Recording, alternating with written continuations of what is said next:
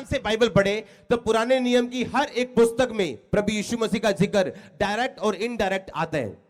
इसीलिए प्रभु यीशु मसीह को समझने के लिए और यहोवा परमेश्वर को समझने के लिए आपको पुराने नियम की स्टडी करना बहुत जरूरी है, और यहां से आपको परमेश्वर का हार्ट, उसका दिल जो है वो नजर आता है।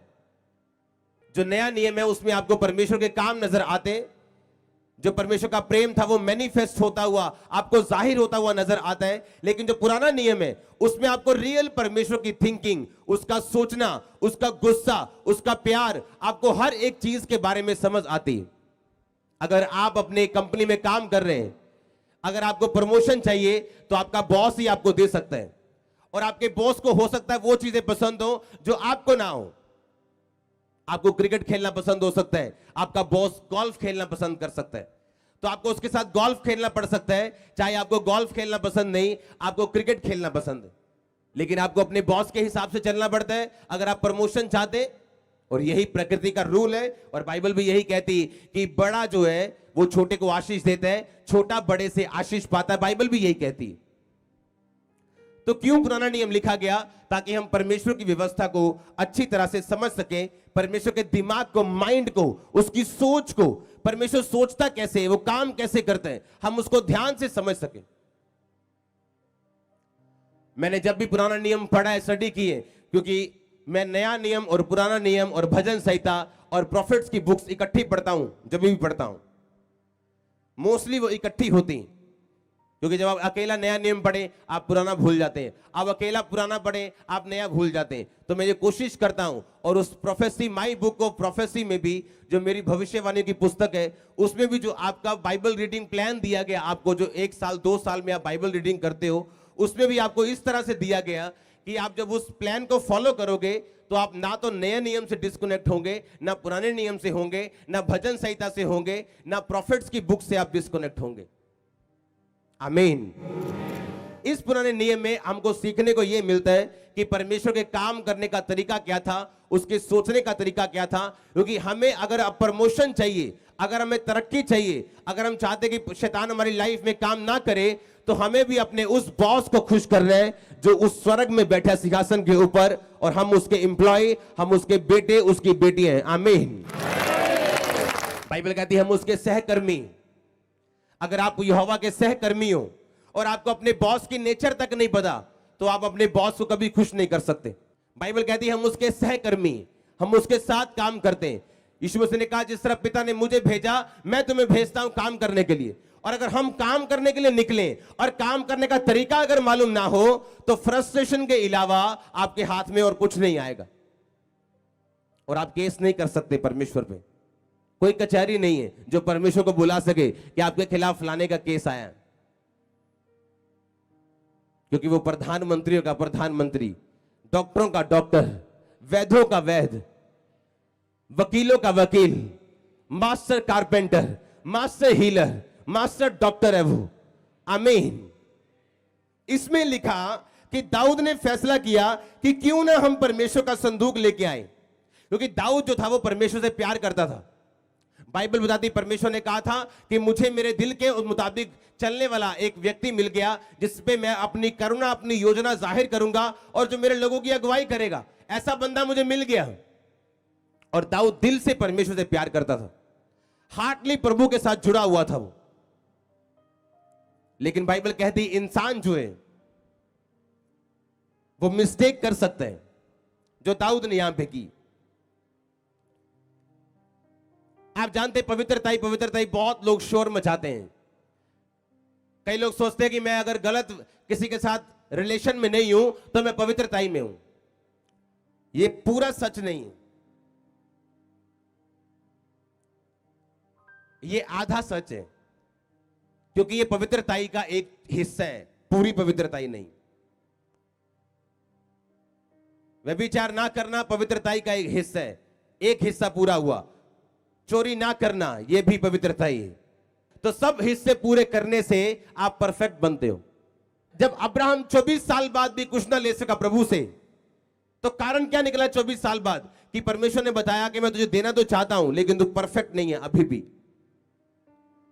तो क्या कर, अभी भी मेरी उपस्थिति में चलता जा और सिद्ध होता जा। और बाइबल बताती है अब्राहम ने परमेश्वर के साथ बहस नहीं की कि देखो जी 24 साल हो गए मेरे को, क्या मिला मुझे, अभी भी बातें कर रहे हो आप, अभी मुझे कुछ दो ताकि लोग यकीन करें, अभी कुछ मुझे चाहिए, कोई प्रूफ दो मेरे को।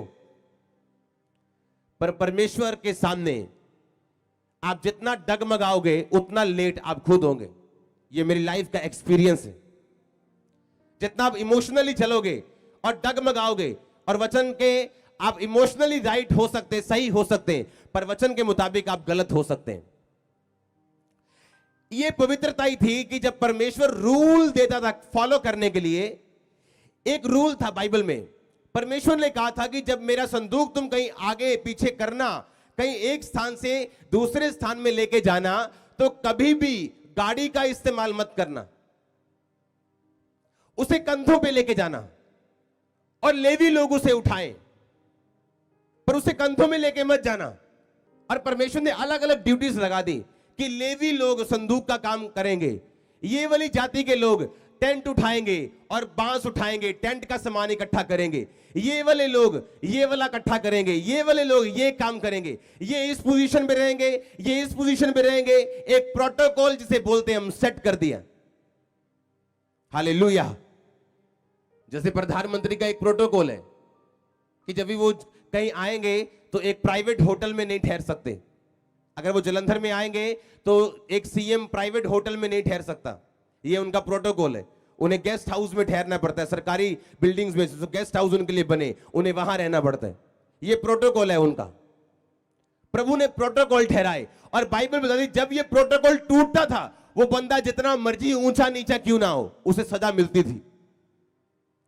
बाइबल बताती जब परमेश्वर का संदूक एक नई गाड़ी पे चढ़ाया, पता नई गाड़ी पे क्यों चढ़ाया?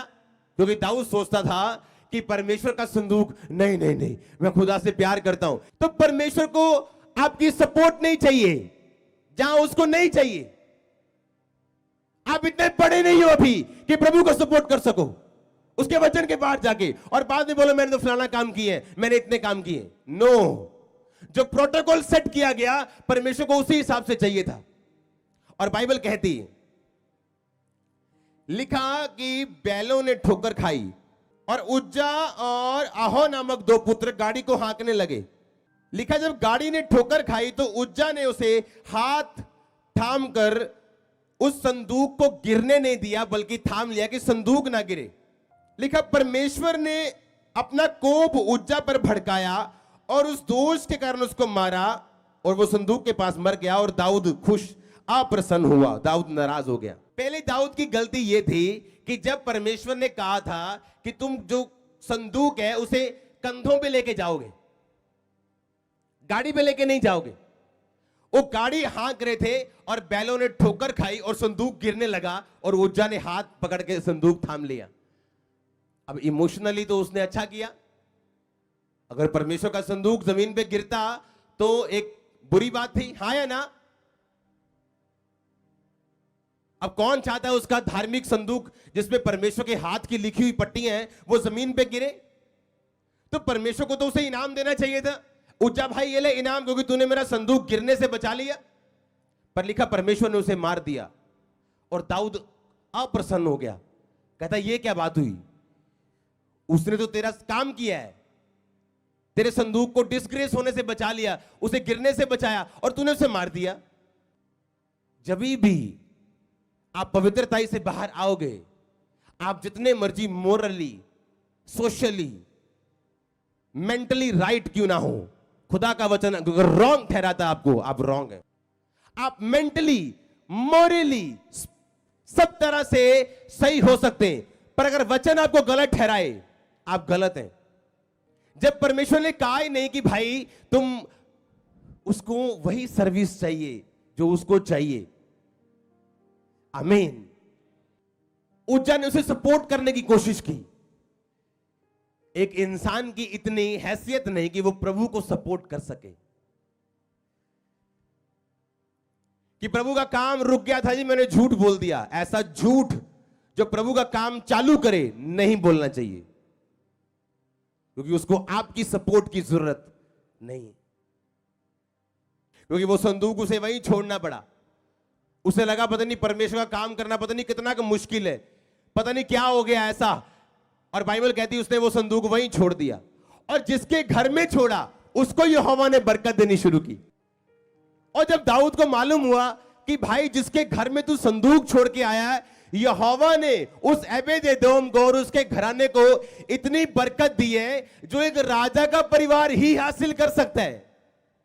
दाऊद को समझ आई कि वो बरकत एबेद-एदोम की नहीं थी, वो किसकी थी? वो मेरी थी। फिर दाऊद को मालूम हुआ कि ये बरकत एबेद-एदोम की नहीं थी, ये बरकत मेरी थी, जो संदूक के कारण, संदूक की सेवा के कारण मुझे मिलनी थी। क्योंकि जब एबेद-एदोम के घर में बरकत आई, वो बरकत राजाओं के मुकाबले की बरकत थी, पर वो एक आम इंसान था। और परमेश्वर ने दाऊद की बरकत एबेद-एदोम और उसके घराने को दी। जब दाऊद को मैसेज मिला कि एबेद-एदोम भाई इस लेवल का बढ़ चुका है, भागा फिर वो ले आ भाई, और लिखा फिर वैसे ही लेके आए, कंधों के ऊपर नाच के गा के, जो प्रोटोकॉल बाइबल में सेट किए गए थे उसी प्रोटोकॉल से उसे लेके आए, और दाऊद सदा फिर आशीषित रहा अपनी लाइफ में। क्योंकि आप जितने मर्जी राइट हो, जो प्रोटोकॉल प्रभु की आत्मा ने सेट किया या परमेश्वर ने सेट किया, आप उससे अगर बाहर है, आप जितने मर्जी मोरली राइट हो, आप 100%, 101% रॉन्ग है बाइबल के मुताबिक। क्योंकि यहोवा परमेश्वर को आपका काम नहीं चाहिए, पहले उसे होलीनेस चाहिए, उसके बाद आपके काम से आप उसे प्रभावित कर सकते हो। आप ये नहीं कह सकते कि मैंने तो संदूक संभाल लिया, मैंने तो गिरने नहीं दिया। बाइबल कहती लेवाई ही उसे हाथ लगाएंगे, लेवी ही उसे हाथ लगाएंगे। अगर यहोवा ने बोल दिया तो बोल दिया, उसे कोई बदल नहीं सकता, और वो ही पवित्रता ही है जब हम उसके मुताबिक चलेंगे तो। इसलिए पुराना नियम पढ़ना बड़ा जरूरी है। आपको समझ आती कि परमेश्वर ने ऐसा क्यों किया। क्या परमेश्वर उस पर दया नहीं कर सकता था कि दाऊद अगली बार ऐसी गलती मत करना, मैंने तुम्हें क्या बोला था कि तुम सिर्फ संदूक यहां उठाओगे। आप जानते दाऊद पर परमेश्वर ने बड़ी कृपा की और अपना दिल उस पर प्रकट किया। कुछ लोग ज्यादा आगे चले जाते दाऊद की तरह। प्रभु ने कहा पैदल लेके जाना, बोलते नहीं प्रभु जी ले हुई थी केड़ी गल है, इन्ने पैसे तो गड्डी ते जावांगे आपां, और बंदा मरवा ले आई। हालेलुया। और जब वही संदूक एबेद-एदोम और उसके घराने के घर पहुंचा तो लिखा उसके कारण यहोवा ने उन्हें बरकत दी, और वो बरकत राजाओं के घरानों के जैसी थी। और जब दाऊद ने देखा कि ये बरकत मेरी थी और एबेद-एदोम को मिली, क्योंकि उसने संदूक को वैसे ही रखा जैसे उसको रखना चाहिए था। एक बंदा जो 500 रुपए ऑफरिंग दे और एक बंदा जो 5000 दे, हो सकता है 500 वाले की ज्यादा कबूल हो अगर वो सही स्पिरिट से दे, और 5000 वाला चवन्नी की भी आशीष ना पाए, ऐसा हो सकता है। जब तक आप राइट स्पिरिट से प्रभु के लिए कुछ नहीं करते, आपकी सेवा मान्य नहीं ठहरती परमेश्वर के सामने। चाहे वो पैसा हो, चाहे वो डेडिकेशन हो, चाहे वो लाइफ हो, कुछ भी जो आप सही राइट स्पिरिट से और राइट हम्बलनेस से नहीं करते, वो कभी भी कबूल नहीं होती परमेश्वर के सामने। हालेलुया। आपको ध्यान रखना है कि मैं कहां से निकला हूं, कहां से आया हूं, कहां को जा रहा हूं, और मैंने करना क्या है। आमीन। पवित्रता ही क्या है? जैसा उसने लिखा उससे इधर या उधर नहीं जाना। वो आपके देखने में अच्छा हो, सोचने में अच्छा हो, लेकिन वाकई में वो अच्छा नहीं है। आमीन। आप सोचो, जिस परमेश्वर को दूत देखते थे अपनी आंखों से, रोज अपनी आंखों से, आप तो देखा नहीं है, हमने तो परमेश्वर को देखा नहीं है सिंहासन पे कैसे बैठा हो। जो दूत रोज देखते थे, रोज उसका दीदार करते थे, रोज उसको देखते थे, शैतान उन दूतों को भी भरमा के ले गया। और 100 में से अगर 100 करोड़ दूत थे तो 33 करोड़ दूत गिर गए। हां, अगर 500 करोड़, अगर 200 करोड़ दूत थे तो 66 करोड़ गिर गए। तीसरा हिस्सा बाइबल कहती गिर गया था दूतों का। आप सोचो, वो दूत जो रोज प्रभु को देखते थे, शैतान ऐसा है कि उनको भी काउंसलिंग देके उसने भरमा दिया। सोचो आपके दिमाग को आपको कितना वजन में रखना पड़ेगा अगर आप शैतान वाली काउंसलिंग सुन के उसे पूरा करना नहीं चाहते तो। आज ना तो किसी की प्रेयर लाइफ है, ना वो खुद बाइबल पढ़ते हैं लोग, ताकि हम आपके वचनों ना वो आत्मा से खुद पूछते हैं कि लोग क्या कह रहे मेरे आसपास, मैं वो सुनूं या जो मुझे पवित्र आत्मा कह रहा है मैं वो सुनूं। और जो पवित्र आत्मा बताए वो 100 लोगों की राय से अलग हो सकता है, पर लाइफ में अगर लंबी ब्लेसिंग लेनी तो होली स्पिरिट के अनुसार ही चलना। जो रास्ता होली स्पिरिट आपको दे वो कठिनाइयों से भरा हुआ हो सकता है, लेकिन रेगिस्तान में एक ऐसा स्थान आएगा जहां नदी होगी, खजूर के पेड़ जो आप देखते हो वो होंगे। मैं आपको होली स्पिरिट की सहायता से कह रहा हूं कि उस रेगिस्तान के बाद एक ऐसा स्थान आएगा, मैंने कहा जहां नदियां होंगी और फल होंगे, और आपका जी में जी परमेश्वर लेके आएगा और आपको ठंड देगा। वो पवित्रता ही क्या, जो परमेश्वर कहे वो करना, जो वो जैसा कहे वैसा करना, जैसा लगता है, जैसा अच्छा है, जैसा फबता है वैसा नहीं, जैसा लिखा वैसा करना। आमीन।